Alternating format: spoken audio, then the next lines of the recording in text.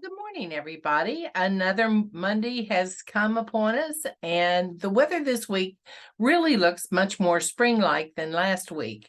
We ended up actually getting a blizzard of sorts up in our high mountains here in West Virginia. One of the places where the reporting was extreme was over in the Dolly Sods area where we got 14 inches of snow. But that all melted quickly as spring snows usually do, and left behind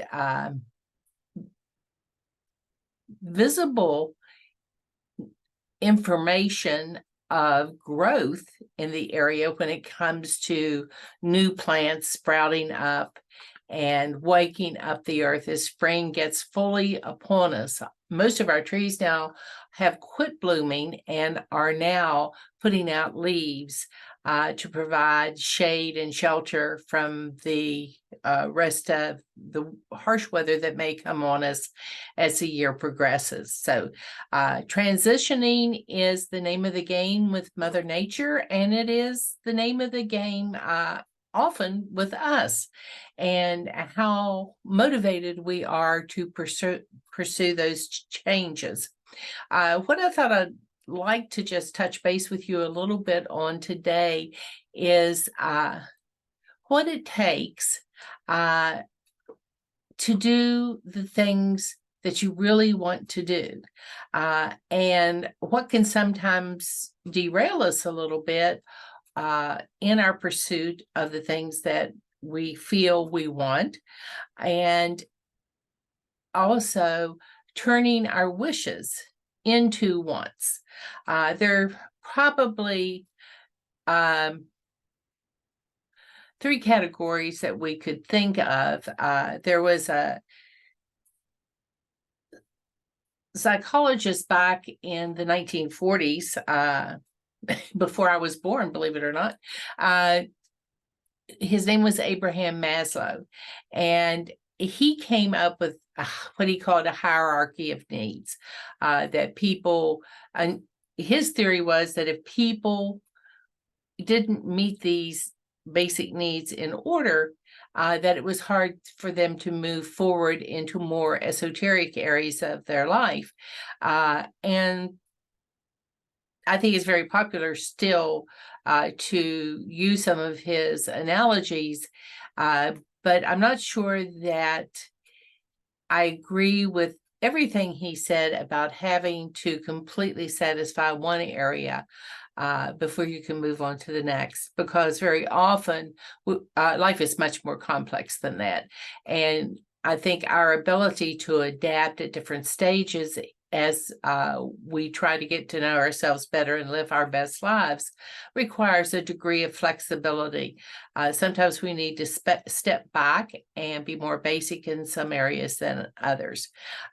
So, from a basic survival standpoint, if you've ever been in a disaster of any kind, it becomes really clear really fast that basically what most all of us need are water, shelter, food, air to breathe, and health care in case of some condition or injury that we may have.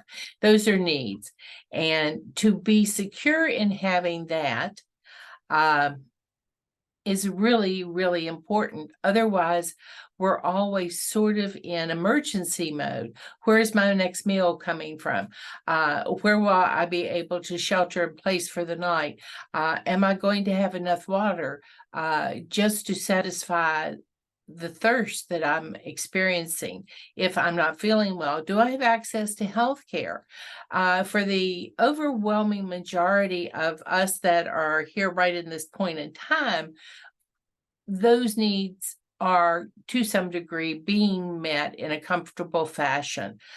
We know that we have enough food to eat. In fact, we sometimes have a surplus of food to eat. We have a place to lay our head at night. Most of us can turn on the tap on the kitchen sink and get water that is safe to drink. And we have some access to health care if we need help in that area. So those are basic needs, to survive as a person. That's what we need. Then there are things called wishes that are the way we think about our life. If everything were perfect, it's my dad used to have this saying, if wishes were horses, beggars would ride, which meant that, we may wish for something, it may or may not be realistic. We have to decide on that. And would we want to make the effort to be able to fulfill that wish? Because there are going to be some things that you will have to prepare in order to make the effort that you're going to need to fulfill those wishes. And then we come to the biggest area where most of us spend our time, which is the wants. And this is the beginning of anything you want. Sort of how do you prefer to live your life? Is there a level of income you need? Do you like taking vacations? Are you comfortable with a new car or an old car? Your home in good repair, in a nice neighborhood, some people to love you back. And there's a big difference here in what you need just to simply survive and what you want to make your life more fulfilling. Most likely the wants are how we're living right now. I'm comfortable here in this space, and I have some areas that I would like to make it even better, but I'm basically comfortable here in this space. You probably have a little bit more than you need. And now you can begin to develop other areas of your life. And Maslow was really big on that. He said, you need to satisfy your needs as you go along in order to increase your self-satisfaction. Some of the physical things, like we mentioned, air, heat, clothes, hygiene, having light, water, a place for elimination, food to eat, a shelter, and sleep. Again, those were physical, but in those needs also are a need for safety, good health, personal security, emotional security, even financial security. That can really weigh on us when we're trying to focus on things we may want to turn into a new reality for ourselves. Belonging, feelings of belonging and loving come in here. Do we have supportive family, friends, people with whom we can talk intimately about our journey through life, people we can trust, being accepted for who we are as we are in this moment in time?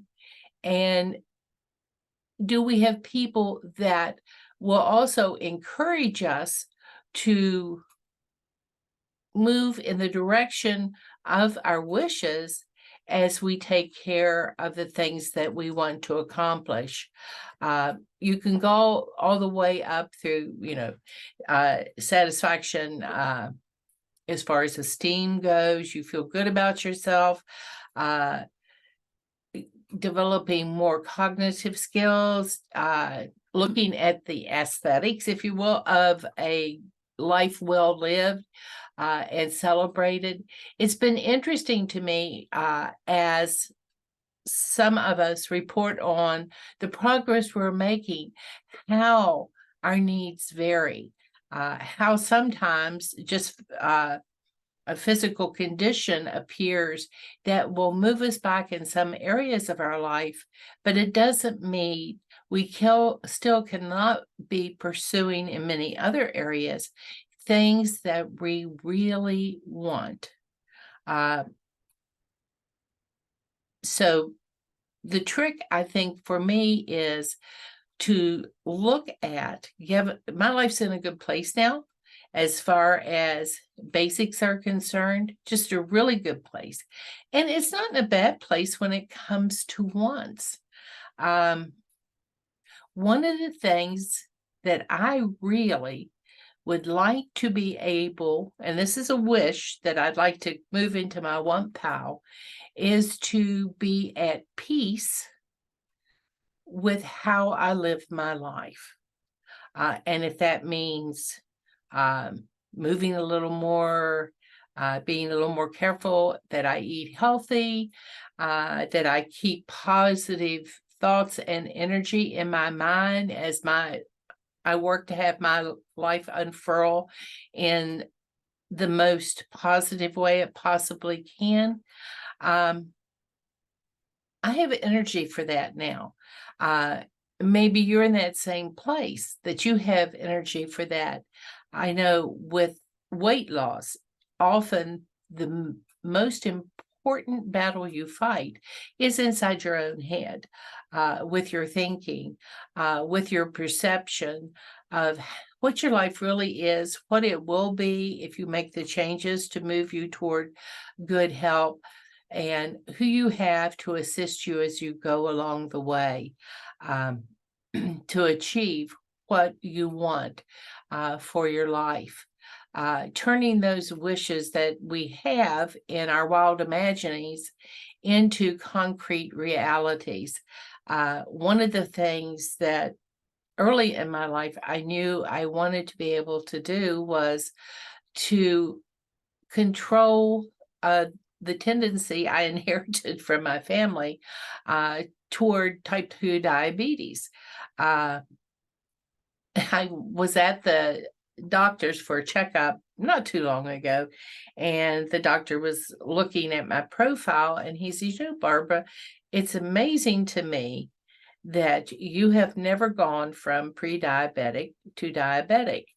And I said, "It's taken a lot of work because I did not want," and sometimes your wants can be expressed negatively, but I did not want to become a diabetic. I wanted to learn the things I needed to do to try to manage it naturally without the need for medications, and that, thank goodness, we have more medication to treat this debilitating disease of diabetes. But I wanted to be able to try to modify where I could. And it occurred to me in that last conversation with my doctor that that's very parallel to my weight loss journey. What do I need to do? What are the basics, the very, very basics that will help me achieve the healthiest weight for myself, which is what I want, the healthiest weight for myself. I think probably each of us in the final analysis finds that to be a primary motivator is good health. The cosmetic benefits for some of us will be more than others. And that's wonderful that we can have those cosmetic benefits as well. But to me, it is the ability to be more active and involved in a meaningful life that drives me toward turning my wishes into wants and being able to meet those wants every single day. One of the things that I have learned, and I think most of you know, is I need to reach out to other people who can help me in the times when I am not in as good a place and encourage me to keep going. I love the self-reflections that we share with each other here about how we redefine effort and success and accomplishment on a daily basis, and how our wants even change. You can be going along, doing wonderfully well with your weight loss and come up against a health wall that may throw everything out of kilter. Several years ago, I had a torn meniscus, and that really impacted the plan I had for myself in terms of being active and involved in a physical way in the world. I had to go back to square one in order to allow that healing to take place and to treat it as it needed to be treated. That's what I'm saying to you right now is this day is the beginning of anything you want within the framework of possibilities. Is it possible now to do most things that I want? Yes. Yes, I'm in a really good place. But there are times that I had to be aware that I needed to drop back and deal with the survival things for me was mobility at that particular period in time, because when you live alone, you need to be able to be mobile. And when that is compromised, changes need to be made in order for you to continue to sustain yourself in your own space. And you need to be able to listen to and trust others to help you and be willing to accept that help. In this group, I think that we have a wonderful opportunity to turn our wishes into wants because of the support we received from each other. It's going toward the most nearly perfect life, because life is never perfect. But being able to get help and support in times when we need to focus on wants and needs being met and still have a little bit more space to include a wish that you can bring to fulfillment with help from friends. Whatever your wishes are, you need to be honest with yourself and take the time to specifically identify what you're wishing for and write it down. Then you can begin to turn wishes into wants and make them realities in your life as you move forward. So for today, I guess I'm going to hop on my horse and I'm going to ride off down the path to where I wish I will be. And action is required. We can't just sit back and think about it. We've got to decide what we are willing to do to turn your wants into realities, and your wishes and dreams will continue to grow and flourish as we keep moving forward. So I have a wish. I know what I need to do. How badly do I want it? Do I want it enough to take the steps that are required to turn it into reality? Or am I just playing lip service? I can't answer it for you. You can't answer it for me. All we can do is do the best we can with what we have, where we are. You all have a great day. I'm going to get on with all the things I need to do, and I hope you will get